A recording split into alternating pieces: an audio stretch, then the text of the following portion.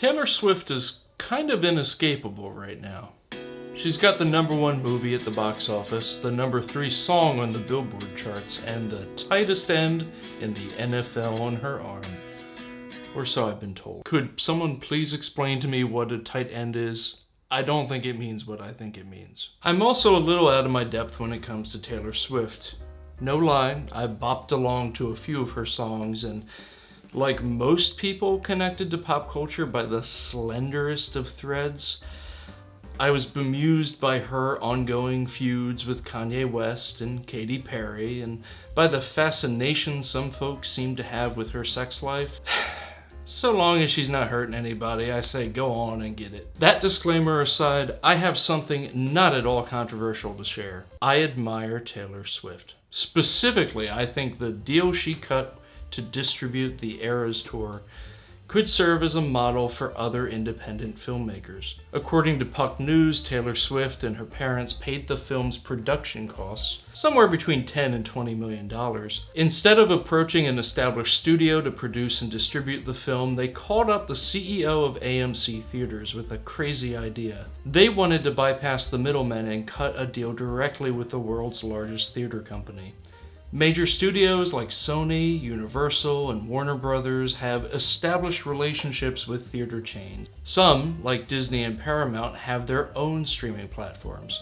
Historically, the major studios had the advantage over small indies, leveraging their size and access to movie stars and intellectual property to lock down the most theater screens nationwide. But that's starting to change. With the increasing popularity of home video and streaming, theaters and studios engage in a tug of war over the so-called theatrical window. That's the period of time between when a film is released in theaters and when it becomes available at home. The theaters wanted a longer window because that's when they make the most money, generally about half of the total ticket sales. The COVID pandemic further upended this business model, however. With theaters closed, some studios released their blockbusters straight to streaming. Even after theaters reopened, a number of high-profile films were still being released straight to streaming.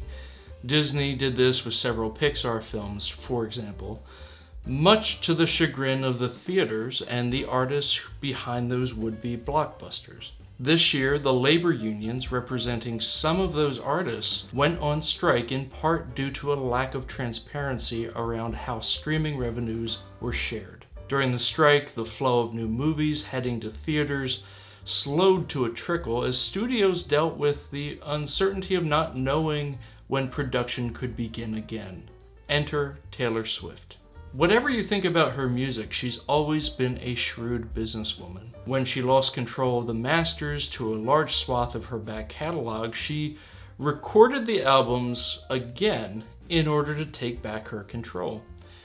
Not happy with the royalties she was getting from Spotify, she withdrew all of her music from that streaming platform for 3 years. She even bought up porn site domain names, such as taylorswift.porn, in order to control her public image. Against the backdrop of a shortage of new films and an increasingly fractious relationship between the major studios, movie theaters, and the artists who make movies, Taylor Swift and her people decided to take the reins of her concert film's distribution. Puck reported that 43% of the ticket sales will remain with theaters, while 57% will be shared with Swift, her parents, and AMC. No middlemen. Even the price of a ticket breaks with industry norms. $19.89 for adults and $13.13 for children and seniors. Swifties will recognize the importance of those numbers. I just know that's a lot more than the current average movie ticket price of $10.53. In its first weekend, Taylor Swift The Eras Tour is on track to set an October opening weekend record with nearly $100 million in ticket sales. Beyoncé, another shrewd businesswoman, apparently followed a similar path, although the details of that deal haven't yet become public. Renaissance, a film by Beyoncé, opens in December. All of this is reminiscent of another female entertainment industry tycoon. Mary Pickford.